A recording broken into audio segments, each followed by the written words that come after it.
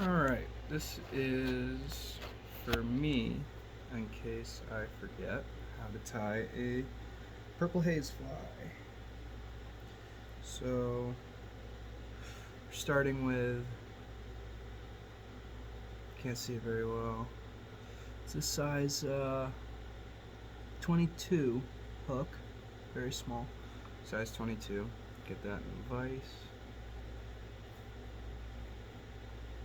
like such. Okay. Alright, and start with black, very thin black thread. This is 100 millimeters, 14.0. And basically, gonna start wrapping it right around the neck of the fly and chase it back to about where the hook shank begins to fall, right about here. And then we'll start wrapping it back the other way. And I've been putting heads on them recently, so when you get back up to the neck, run it a few times, put a little bit of a head on there, not big, just about, I don't know, maybe 10 wraps around the head, and then sit right behind the neck like that.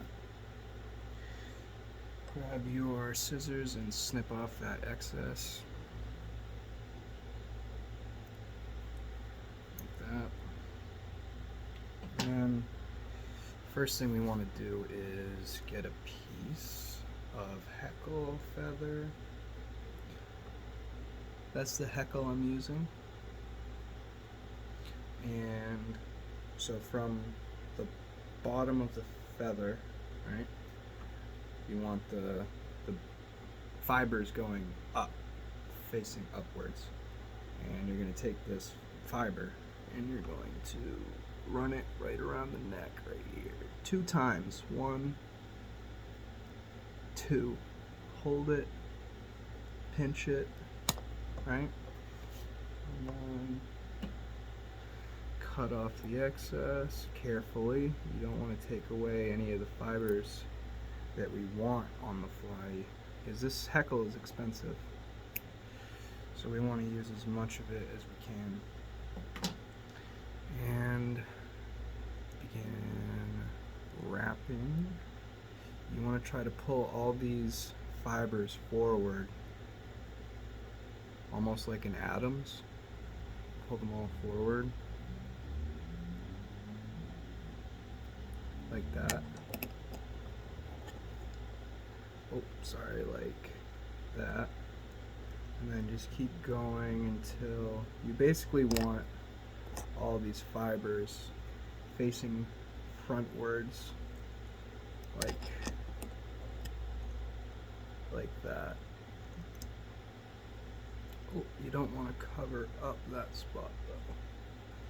So we'll go back around. Okay. Now at this point, you want to hang your thread right where the hook starts, right where the hook begins. Have it, the shank of the hook. Basically, we're going to use this purple ice dubbing. Just a tiny little bit. Like seriously, you can barely even see it on the camera. It's such a small amount of dubbing.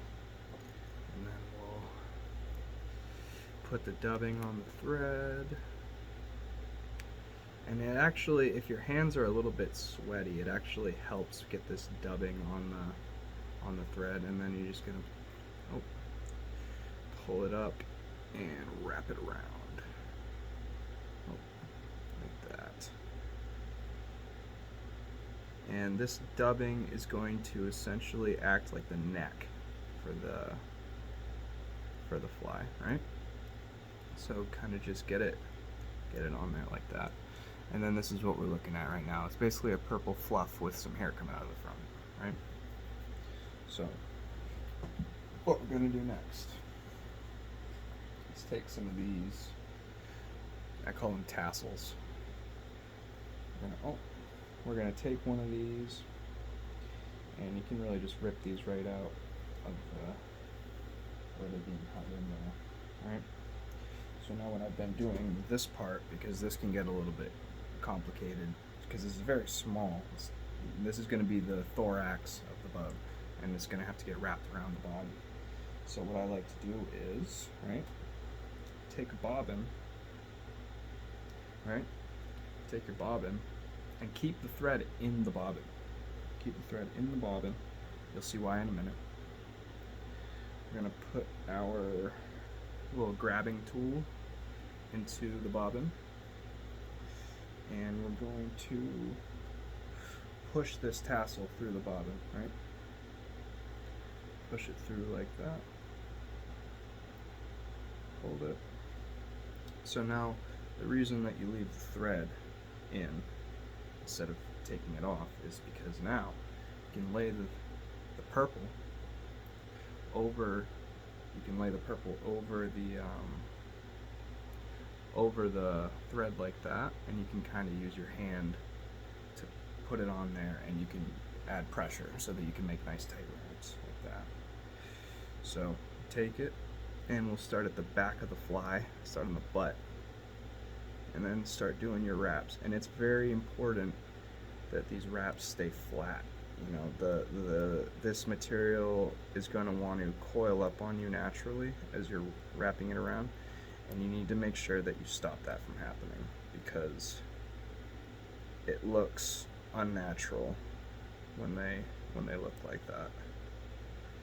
So basically, not many wraps, because this is a midge, right? It needs to be small. So that's basically what we're looking at right now.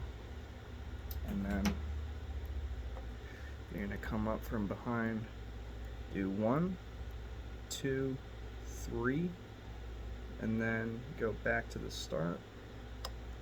And then we're going to snip those tag ends off like this, right? Like that. It's tough to use those purple tassels more than once for this fly. You can use it for other flies and in different ways, but it just doesn't, it needs to be kind of long in order to wrap it around so that you can put pressure on it and wrap at the same time. But regardless, so we're gonna do 2 safety wraps, and then on this middle one here is where we're gonna whip it, because you have to finish tying it, so I'm essentially using my last little whip spot as a black stripe on the back of the fly, like this. 5 wraps as usual.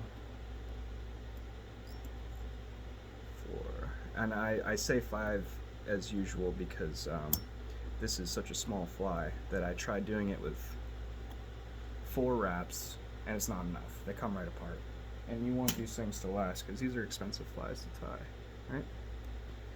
So we'll cut that off. Make sure that it's all looking uniform. And then that's really it. That's the purple haze, or my version of it anyway. Get it from this angle. Yeah, you know what? There we go. Come on, camera. There we go. So that's pretty much our purple haze, what it looks like. And it doesn't really look like any bugs I've ever seen, but they catch a lot of fish.